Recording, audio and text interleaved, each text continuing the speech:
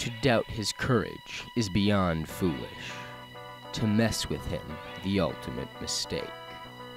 To deny his squirrel ancestry is heresy.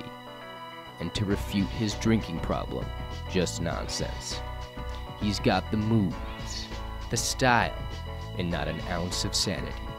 But this summer, all his greatest stunts, all his greatest fights are featured in the greatest action movie of all time. The New York Times writes, a collage of Jackie's best work, past and present. Just amazing. How is he not dead yet? The Washington Post adds, surprisingly one of Jackie's most coherent films. People around the globe agree. It was way awesome when Jackie punched that dude into that refrigerator. The USA Today concludes, if you see any movie with over 40 fight scenes this summer, this one's technically your only option. 122 stunts, 42 fight scenes, 12 conflicting plot lines, one movie. Journey of a Thousand Punches, rated PG-13.